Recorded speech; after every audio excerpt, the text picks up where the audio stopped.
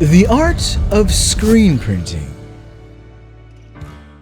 He's Corey, I'm Lon. We are Graphic Elephants, and this has been the art of screen printing. Tune in for some more layer effects as we move through the rest of the design. Talk to you soon.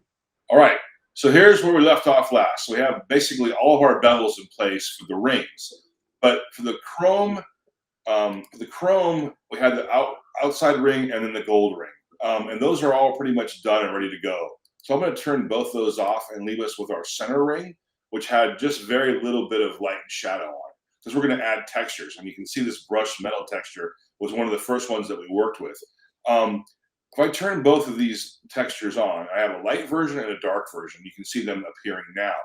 Let's talk about how I got to that. This is basically a brushed metal texture that I took from the internet. If you type in brushed metal textures, you will get all types of versions, but this one I happen to like the best.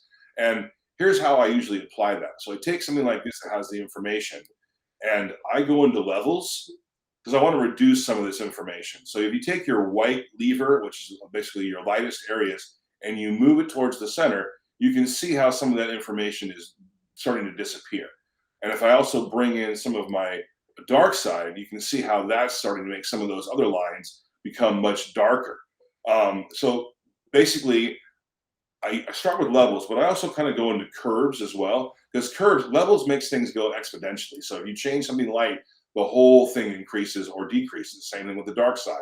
But with channel or with curves, you can take just certain information and you can blow it out. So in this case, I'm kind of overexposing some of these lighter values.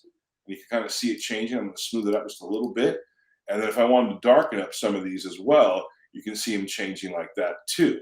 So this is a kind of something you kind of play around with to get it to where you like to have it. I'm not going to go through the entire complexity of what I did, but this is sort of how I did that. Once I have that information, I take it and I put it in channels over here on my file that I'm working with. And then I have them, you can see they're cut out in the ring as they are right now. Once I have those there, I just make a selection of those, and then I apply them to a layer that you can see we have laying over our center ring.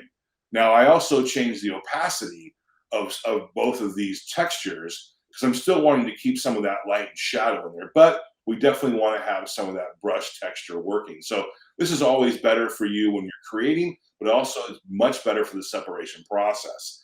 And then we'll talk about the marbling texture and the concrete texture when we come back in our next video. You can see those kind of starting to happen there.